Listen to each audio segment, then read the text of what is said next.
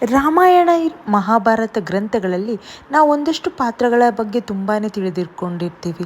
ಆದರೆ ಇನ್ನೊಂದಷ್ಟು ಪಾತ್ರಗಳ ಬಗ್ಗೆ ನಾವು ಗಮನ ಕೊಡುವುದಿಲ್ಲ. ಆದರೆ ನಾವೇನು ತಿಳಿದುಕೊಂಡಿರುತ್ತೇವಲ್ವ, ಆ ಪಾತ್ರಗಳಿಂದ ಮಹತ್ತರವಾದ ಪಾತ್ರಗಳಾಗಿರುತ್ತವೆ ಹೀಗೆ ಬಂದು ಹಾಗೆ ಹೋಗುವ ಪಾತ್ರಗಳು. ಅಂಥದ್ದೇ ಒಬ್ಬ ವ್ಯಕ್ತಿಯ ಪರಿಚಯ ನಾವು ಮಾಡುವುದಾದರೆ ಕುಂಭಕರ್ಣ. ಕುಂಭಕರ್ಣನು ರಾವಣನ ತಮ್ಮನಾಗಿದ್ದು ಆಕಾಶದತ್ತ ಬೆಳೆದ ದೈತ್ಯಶಾಲಿ ರಾಕ್ಷಸ. ರಾಮಾಯಣ ಮಹಾಕಾವ್ಯದಲ್ಲಿ ಈತನನ್ನು ಅತ್ಯಂತ ಶಕ್ತಿಶಾಲಿ, ಭಯಾನಕ ಹಾಗೂ ವಿಶಾಲಾಕಾರದ ವ್ಯಕ್ತಿಯಾಗಿ ಚಿತ್ರಿಸಲಾಗಿದೆ. ತಾನು ನಿದ್ರೆಯಲ್ಲೇ ಹೆಚ್ಚು ಕಾಲ ಕಳೆಯುವ ಶಾಪವನ್ನು ಪಡೆದಿದ್ದ. ಎಚ್ಚರಗೊಂಡಾಗ ಅವನ ಶಕ್ತಿ ಅಪಾರವಾಗಿತ್ತು.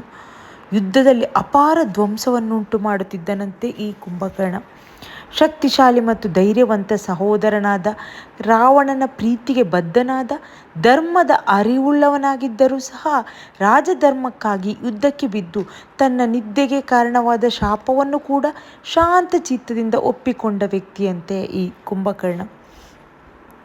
ಕುಂಭಕರ್ಣನು ನಿದ್ರಾಸುರ ಎಂಬ ಶಾಪವನ್ನು ಹೇಗೆ ಪಡೆದನು ಎಂಬ ಕಥೆಯನ್ನು, ನನಗೆ ಗೊತ್ತಿರುವ ವಿವರವನ್ನು ನಾನು ನಿಮ್ಮ ಮುಂದೆ ಇಡ್ತೇನೆ. ಕುಂಭಕರ್ಣನು ತನ್ನ ಸಹೋದರರಾದ ರಾವಣ ಮತ್ತು ವಿಭೀಷಣರೊಂದಿಗೆ ಮಹಾ ತಪಸ್ಸು ಮಾಡಿದವರಂತೆ. ಆ ತಪಸ್ಸಿಗೆ ತೃಪ್ತನಾದ ಬ್ರಹ್ಮದೇವನು ಅವರ ಮುಂದೆ ಪ್ರತ್ಯಕ್ಷನಾದಾಗ ತಮಗೆ ಇಚ್ಛಿತವಾದ ವರವನ್ನು ಕೇಳಲು ಹೇಳಿದರಂತೆ. ಆ ಸಂದರ್ಭದಲ್ಲಿ ಕುಂಭಕರ್ಣನು ಬಹಳ ಹಸಿವಿನಿಂದ ತತ್ತರಿಸುತ್ತಿದ್ದಾನಂತೆ. ಹೀಗಾಗಿ ಅವನು ತಪ್ಪಾಗಿ ಇಂದ್ರಾಸನ ಅಥವಾ ಇಂದ್ರಸ್ಥಾನ ಕೇಳುವ ಬದಲು ನಿದ್ರಾಸನ ಅಥವಾ ನಿದ್ರಾ ಎಂಬ ಶಬ್ದವನ್ನು ಉಚ್ಚರಿಸಿದ ಎಂದು ಕತೆ ಹೇಳುತ್ತದೆ.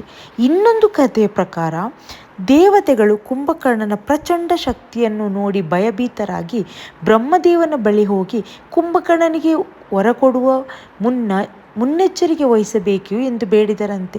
ಅದಕ್ಕಾಗಿ ದೇವತೆಗಳ ವಿನಂತಿಯನ್ನು ಗಮನಿಸಿದ ಬ್ರಹ್ಮದೇವನು ಸರಸ್ವತಿ ದೇವಿಯನ್ನು ಕುಂಭಕರ್ಣನ ನಾಲಿಗೆಗೆ ನಡುಕಲಾರಂಭಿಸಿದನಂತೆ. ಪರಿಣಾಮವಾಗಿ ಕುಂಭಕರ್ಣನು ಇಂದ್ರಾಸನ ಅಥವಾ ಇಂದ್ರನ ಸ್ಥಾನ ಕೇಳಬೇಕಾದರೆ ತಪ್ಪಾಗಿ ನಿದ್ರಾಸನ, ನಿದ್ರೆಯಲ್ಲಿ ಕೊನೆಗೊಳ್ಳುವ ಸ್ಥಾನ ಎಂದು ಕೇಳಿದನಂತೆ. ಬ್ರಹ್ಮನು ನಗುತ್ತಾ ಹೇಳಿದರಂತೆ, ನೀನು ಕೇಳಿದ್ದು ನಿದ್ರೆಯನ್ನೇ, ಆದುದರಿಂದ ನಾನು ನಿನಗೆ ನಿದ್ರೆಯನ್ನು ವರವಾಗಿ ಕೊಡುತ್ತೇನೆ. ನೀನು ವರ್ಷದಲ್ಲಿ ಕೆಲವು ದಿನ ಎಚ್ಚರಗೊಳ್ಳು, ಉಳಿದೆಲ್ಲ ದಿನವನ್ನು ನಿದ್ರೆಯಲ್ಲೇ ಕಳೆಯುವಂತಾಗಲಿ ಎಂದರಂತೆ. ಶಾಪದ ಪರಿಣಾಮ ವರ್ಷದ ಕೆಲವು ದಿನಗಳಷ್ಟೇ ಎಚ್ಚರಗೊಳ್ಳುತ್ತಿದ್ದನಂತೆ ಈ ಕುಂಭಕರ್ಣ. ವಿಚಿತ್ರವಾದ ಅಂಶವೆಂದರೆ ಕುಂಭಕರ್ಣನು ವರ್ಷದಲ್ಲಿ ಕೇವಲ 6 ದಿನ ಮಾತ್ರ ಎಚ್ಚರವಾಗಿರುತ್ತಿದ್ದರಂತೆ. ಉಳಿದ ಸಮಯದಲ್ಲಿ ನಿದ್ರೆಯಲ್ಲಿ ಕಳೆಯುತ್ತಿದ್ದರಂತೆ. ಈ ಕಾರಣದಿಂದಲೇ ಯುದ್ಧಕ್ಕೆ ಮುನ್ನ ಅವರನ್ನು ಎಚ್ಚರಗೊಳಿಸಲು ಭರ್ಜರಿ ಪ್ರಯತ್ನಗಳನ್ನು ಮಾಡಲಾಗುತ್ತಿತ್ತಂತೆ. ಅವರನ್ನು ಎಚ್ಚರಗೊಳಿಸಲು ಅನೇಕ ಪ್ರಯತ್ನಗಳನ್ನು ಮಾಡಬೇಕಾಗುತ್ತಂತೆ. ಡೋಲು ಡಂಗೂರಗಳನ್ನು ಹೊಡೆಸಬೇಕಾಗಿತ್ತಂತೆ. ಕೊಳೆತಿರುವ ತಿಂಡಿ ತಿನಿಸುಗಳನ್ನು ಹತ್ತಿರ ಇಡಬೇಕಿತ್ತಂತೆ. ಮುಳ್ಳಿನಿಂದ ಚುಚ್ಚುವುದನ್ನು ಕೂಡ ಮಾಡುತ್ತಿದ್ದರಂತೆ. ಕುಂಭಕರ್ಣನು ಎಚ್ಚರವಾದಾಗ ಅವರಿಗೆ ವಿಪರೀತ ಹಸಿವಾಗುತ್ತಿತ್ತಂತೆ. ಅವರ ಹಸಿವಿಗೆ ಅನೇಕ ರೀತಿಯ ಸಂಪತ್ತುಗಳು ಸಾಕಾಗುತ್ತಿರಲಿಲ್ಲವಂತೆ. ಸಾವಿರಾರು ಕೆಜಿಗಳಲ್ಲಿ, ಆವಾಗಿನ ಕಾಲದಲ್ಲಿ ಕೆಜಿ ಇತ್ತ ಗೊತ್ತಿಲ್ಲ, ಬಂಡಿಗಳಲ್ಲಿ ಮಾಂಸ, ಅನ್ನ, ಮದ್ಯ ಇತ್ಯಾದಿಗಳನ್ನು ಬೇಡುತ್ತಿದ್ದರಂತೆ. ಕೆಲವು ಕಥೆಗಳ ಪ್ರಕಾರ ಅವರು ಎಚ್ಚರವಾಗುವ ಸಂದರ್ಭದಲ್ಲಿ ಲಂಕೆಯ ಆಹಾರ ಸಂಪತ್ತು ನಾಶವಾಗದಂತೆ ನೋಡಿಕೊಳ್ಳುತ್ತಿದ್ದರಂತೆ ಲಂಕೆಯ ರಾಜ. ವಿಭೀಷಣನಂತೆಯೇ ಕುಂಭಕರ್ಣನಿಗೂ ಧರ್ಮಜ್ಞಾನವಿತ್ತು. ಅವರು ರಾಕ್ಷಸ ತಪ್ಪುಗಳನ್ನು ಒಪ್ಪಿಕೊಂಡಿದ್ದರೂ ಸಹೋದರನ್ನು ವಿರೋಧಿಸಲು ಹಿಂಜರಿದ, ಬದ್ಧತೆಯಿಂದ ಸತ್ಯಕ್ಕೆ ವಿರೋಧವಾಗಿ ನಿಂತ, ಅದರಲ್ಲಿ ಮನಸ್ಸಿನಲ್ಲಿ ದುಃಖಿತವಾದ ಒಬ್ಬ ವ್ಯಕ್ತಿಯಂತೆ ಕುಂಭಕರ್ಣ. ಶೀಲವಂತ ಮತ್ತು ಭಕ್ತಿ ಉಳ್ಳವನಾಗಿದ್ದರಂತೆ. ಹಾಗೂ ಅಸುರ ರಾಕ್ಷಸನಾಗಿದ್ದರೂ ಸಹ ಕುಂಭಕರ್ಣನು ತನ್ನ ತಪಸ್ಸಿನಲ್ಲಿ ಶ್ರದ್ಧಾಪೂರ್ವಕನಾಗಿದ್ದನಂತೆ. ಬ್ರಹ್ಮದೇವನಿಗೆ ಮತ್ತು ಇತರ ದೇವತೆಗಳಿಗೆ ಅರ್ಪಣೆ ಮಾಡುವಷ್ಟು ಪರಿಶುದ್ಧ ಮನಸ್ಸು ಹೊಂದಿದ್ದವನೆಂದು ಕೆಲವು ಪುರಾಣಗಳು ಸೂಚಿಸುತ್ತವೆ. ಶಕ್ತಿಯಲ್ಲಿ ರಾಮನಿಗೂ ಸಮಾನರಾಗಿದ್ದರಂತೆ ಈ ಕುಂಭಕರ್ಣನು ರಾಮನಂತಹ ಶಕ್ತಿಯುಳ್ಳವನು ಎಂದು ಕೆಲವು ಗ್ರಂಥಗಳಲ್ಲಿ ಉಲ್ಲೇಖವಿದೆಯಂತೆ. ಶ್ರೀರಾಮನು ಅವನನ್ನು ನಾಶ ಮಾಡಬೇಕಾದರೆ ಸಹ ಕಠಿಣ ಯುದ್ಧವನ್ನೇ ಮಾಡಬೇಕಾಯಿತಂತೆ.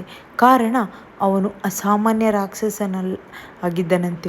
ಶಕ್ತಿಯನ್ನು ಪ್ರತಿಕ್ರಿಯಿಸುವ ಮಹಾಶಕ್ತಿಶಾಲಿ ಯೋಧರಾಗಿದ್ದನಂತೆ. ಪಕ್ಷಪಾತವಿಲ್ಲದ ಅಭಿಪ್ರಾಯವನ್ನು ವ್ಯಕ್ತಪಡಿಸುತ್ತಿದ್ದರಂತೆ ಕುಂಭಕರ್ಣನು ತನ್ನ ಸಹೋದರ ರಾವಣನ ತೀರ್ಮಾನವನ್ನು ಆಂತರಿಕವಾಗಿ ಅಂದರೆ ಇಂಟರ್ನಲ್ ಆಗಿ ವಿರೋಧಿಸಿದ್ದರಂತೆ. ಧರ್ಮ ಪಾಲನೆಗೆ ಬದ್ಧನಾಗಿದ್ದ ಅವರು ರಾವಣನಿಗೆ ಕೆಲವು ಮಾತುಗಳನ್ನು ಹೇಳಿದರಂತೆ. ಧರ್ಮದ ಕಡೆಯಿಂದ ಶ್ರೀರಾಮನು ಶ್ರೇಷ್ಠನು. ನೀನು ಸೀತೆಯನ್ನು ಹಿಂತಿರುಗಿಸಲೇಬೇಕು. ಆದರೆ ನೀನು ನನ್ನ ಸಹೋದರನಾದ ಕಾರಣ ನಾನು ನಿನ್ನ ಜೊತೆಯಲ್ಲಿ ನಿಂತು ಯುದ್ಧ ಮಾಡುತ್ತೇನೆ ಎಂದಿದ್ದರಂತೆ ಕುಂಭಕರ್ಣ. ಕೊನೆಗೆ ರಾಮನ ಜೊತೆ ನಡೆದ ಯುದ್ಧದಲ್ಲಿ ರಾಮನು ಕುಂಭಕರ್ಣನ ಕೈ ಕಾಲುಗಳನ್ನು ಕಡಿದು ಕೊನೆಗೆ ಶರಗಳಿಂದ ಶಿರಚ್ಛೇದನ ಮಾಡಿ ಕುಂಭಕರ್ಣನ ವಧೆ ಮಾಡಿದರೆಂದು ಕೆಲವು ಕಡೆ ದಾಖಲಾಗಿದೆ. ಕುಂಭಕರ್ಣನು ರಾಕ್ಷಸ ಕುಲದಲ್ಲಿ ಜನಿಸಿದರೂ ಸತ್ಯವಂತ ಧರ್ಮವಂತ ವ್ಯಕ್ತಿಯಾಗಿದ್ದನಂತೆ. ನನಗೆ ಗೊತ್ತಿರುವ ಕುಂಭಕರ್ಣನ ಕತೆ ನಿಮಗೆ ಹೇಳಿದ್ದೇನೆ. ನಿಮಗೆ ಗೊತ್ತಿದ್ದ ಕತೆ ನನಗೆ ಹೇಳಿ.